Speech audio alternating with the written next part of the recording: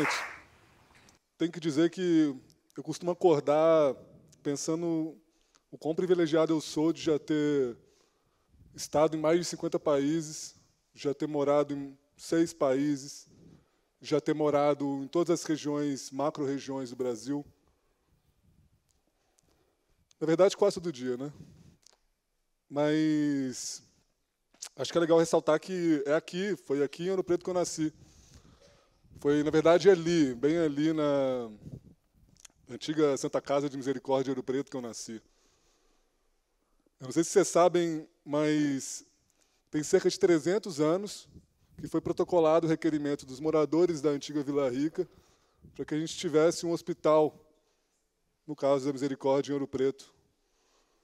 E foi no século XVI, como apontado pelo podcast Projeto Querino, que a primeira Santa Casa de Misericórdia foi implementada no Brasil.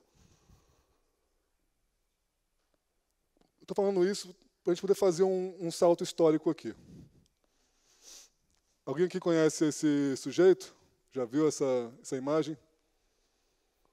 Ele também viveu e morreu no século XVI. Ele é um filósofo político francês, talvez pode ser considerado francês, porque o nacionalismo estava surgindo justamente naquela época, justamente por conta dele. O nome dele é Jean Bodin. Jean Bodin, ele viajou bastante, escreveu vários livros. Ele foi, inclusive, advogado do rei. Ele talvez tenha chegado no conceito que a gente conhece de soberania. Foi ele também, né, que pensava que a soberania se tratava do Estado enquanto poder supremo, de que as autoridades recebiam um poder divino para conseguir prover o bem-estar da humanidade. Logo depois, isso acarretou, vocês devem lembrar das aulas de história, ali dos estados absolutistas do antigo regime.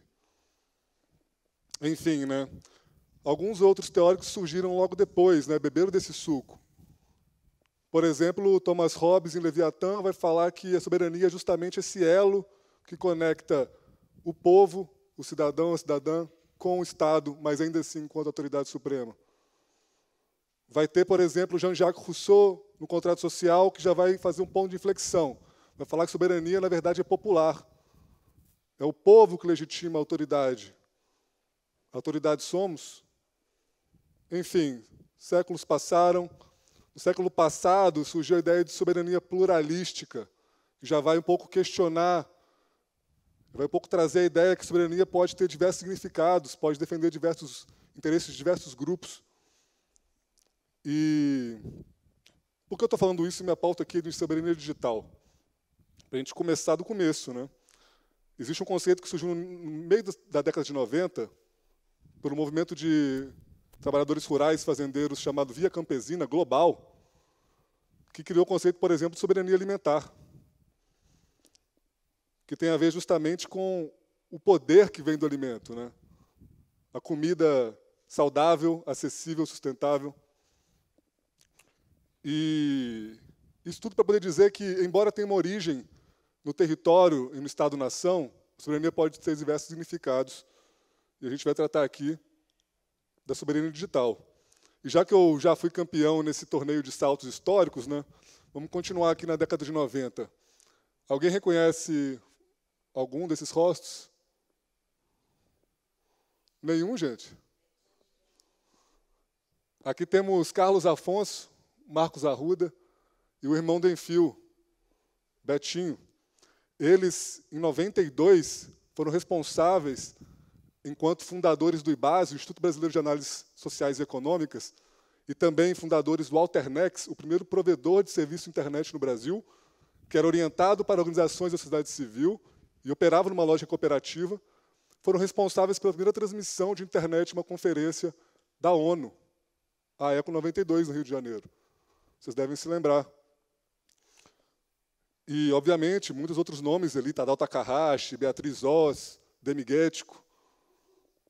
O que foi interessante foi que eles fizeram isso com o objetivo justamente de viabilizar a participação de entidades ambientalistas, que não podiam se deslocar até o Rio de Janeiro, mas queriam ter acesso aos documentos gerados, né? Ter acesso ao conhecimento gerado, aos debates gerados. Mas vamos voltar aqui umas décadas aqui.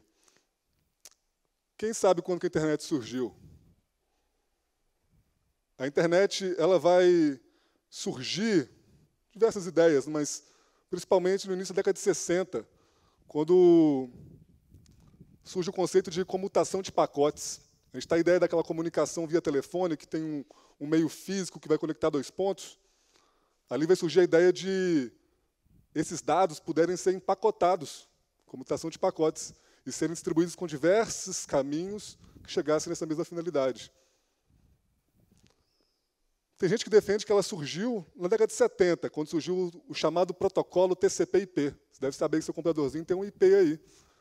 O IP foi justamente um esforço de diversas pessoas, com as suas inteligências, em chegar em um comum acordo para que esses protocolos pudessem conversar entre eles. Mas tem muita gente que associa a internet com o que surgiu aqui na década de 90, que é essa que a gente consegue ver na telinha. Essa, precisamente em 91, é o que a gente chama de web. A web, ela que permite a gente visualizar textos e imagens na tela, ela talvez seja a maior aplicação em cima da internet. O IP você não vê. Mas tem gente que alega que não seja a maior aplicação. Por exemplo, talvez muitos de vocês tenham se tornado cidadãos digitais já na era dos aplicativos. E é bom ressaltar que até o próprio fundador da web, o Sir Tim Berners-Lee, ele já chama essa era de Era dos Jardins Murados. Mas, enfim, do que se trata a soberania digital, né? Tem uma cientista política alemã, Hayes Weiss, da Universidade Humboldt, lá em Berlim, que ela vai sistematizar o conceito, mais do ponto de vista acadêmico, que ela vai trazer a origem da década de 90 da soberania do ciberespaço. Teve um camarada chamado John Perry Barlow, que no Fórum Econômico Mundial em Davos, em 1996, manifestou o que é chamado de Declaração de Independência do Ciberespaço. Bastou 1, 2 anos para poder cair por terra a ideia que a internet é terra sem lei. Mas, ao longo do tempo, foi surgindo outras perspectivas. A soberania digital estatal, que dá margem para o que é chamado de fragmentação da rede, dado o caráter global da internet. Ou soberania digital indígena, ou soberania tecnológica dos movimentos sociais. Eu gosto bastante de uma abordagem que traz, como essas outras que mencionei, uma abordagem para além do Estado, mas que traz a perspectiva do bem comum. Francesca Bria, que inclusive que liderou o processo de digitalização na cidade de Barcelona recentemente, ela bebeu muito desse conceito. Ela fomentou infraestruturas, tecnologias abertas, plataformas de participação e engajamento cívico para a resolução de problemas concretos urbanos. Compartilhamento de dados de interesse público. E, hoje em dia, Francesca preside o Fundo de Inovação da Itália, por curiosidade. Mas o ponto é que, para a gente conseguir construir a nossa soberania digital, nossa soberania na internet, a gente tem que deixar de ser meros consumidores. A gente tem que se apropriar da tecnologia. Ao interagir justamente com as interfaces, com as máquinas, com os códigos, a gente tem que, ao menos, refletir, tentar entender o que se passa ali atrás. Tentar, cotidianamente, buscar a nossa autonomia na rede. Alguém já viu essa imagem antes? Com certeza não. Desculpa fazer essa pergunta, porque, na verdade, ela foi gerada há uns 3 dias atrás, por uma inteligência artificial. Eu não gosto de usar muito esse conceito, não, né? Inteligência artificial, eu acho um pouco contraditório. Mas por uma ferramenta baseada em aprendizagem de máquina que processa a linguagem natural. Ao você digitar, falar, por exemplo, pinta para mim, me dá uma imagem de um bezerro comendo um pão de queijo na lua e pegando um foguete aqui na Praça Tiradentes. Ele vai te dar alguma coisa. E pode saber que vai ser... Você deve, no mínimo, se contemplar nessa daí. Dá para gastar muito tempo nessa IA aberta. Mas eu quero trazer aqui, por exemplo, aqui eu digitei soberania alimentar e o acesso significativo à internet em preto e branco e uma pintura a óleo. Me saiu isso. Mas o cerne aqui é justamente saber que se eu tivesse digitado isso em português de fato, viria outra coisa. Eu digitei em inglês. A organização que controla essa tecnologia, esse conhecimento, ela é sem fins lucrativos, mas está baseada em São Francisco. Os bancos de dados estão treinados em inglês. Mais uma vez, então a gente tem que buscar cotidianamente a nossa autonomia na rede. E alguém já viu esse camarada aqui? Ninguém? Com esse olhar sereno. Esse talvez seja um dos maiores intelectuais brasileiros do século passado. Foi filósofo, geógrafo, jurista. Em exílio, formou, fez doutorado, lecionou em diversos países, diversos continentes. O nome dele é Milton Santos. Por que trazer Milton Santos aqui, falando de soberania, do conceito, da ideia da cidade da informação emergindo, do que eu posso fazer enquanto indivíduo, sabendo que eu tenho que, ao mínimo, minimamente, criticar como eu estou interagindo com a plataforma? Milton Santos vem aqui para a gente questionar, por exemplo, por que para a internet se manter uma rede transnacional de comunicação, as plataformas digitais podem coletar dados biométricos da população brasileira? Por que ela deve, por exemplo, ter dados dos hábitos de consumo de idosos no Paquistão? Já pararam para pensar? Por que ela deve, por exemplo, coletar dados que informam o desempenho escolar de alunos aqui na Argentina? Isso é ser soberano, digitalmente? Soberania de quem? Quem que é o poder supremo? Milton Santos está aqui porque ele nos permite olhar o mundo, e efetivamente o mundo, por outro ângulo. Embora generalista, Milton Santos se tornou um especialista justamente nessa análise do impacto do avanço tecnológico e científico, sobretudo da segunda metade do século passado, no pós-guerra ali, e como que isso se manifestava no território, nos espaços geográficos. E ele dizia, por exemplo, que ele questionava, na verdade, a globalização como ela era contada, como ela era de fato e como ela pode ser. Isso fez algumas pessoas o considerar otimista.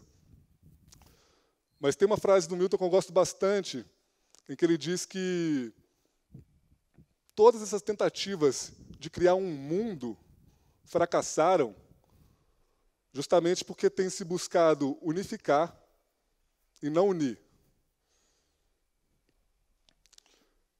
E aproveito também nesse sentido para trazer reflexão, assim, de qual soberania digital a gente está falando. A gente já viu que ela pode significar diversas coisas e realmente significa.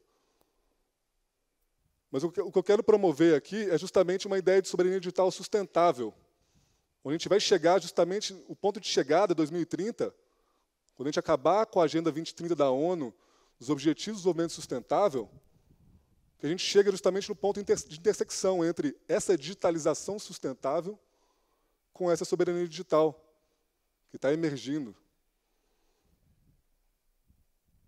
O que eu posso garantir é o que, aí com convicção, que não existe soberania digital com subalternidade.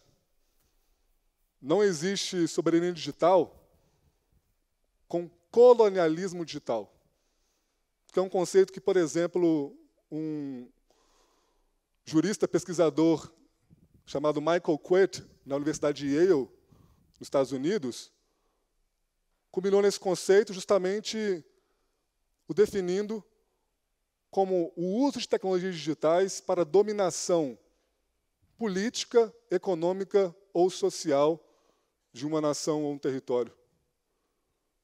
Então está na agenda. Então não existe com colonialismo digital. Não existe soberania digital sem acesso significativo, sem solidariedades orgânicas. Não existe sem redes comunitárias. E aí, quando eu falo de rede comunitária aqui, eu estou falando tanto dos nossos laços, das nossas relações, quanto a possibilidade da gente, por exemplo, nos apropriar da própria infraestrutura da internet, construir nossa própria forma de acesso. Não existe soberania digital sem ciência e tecnologia.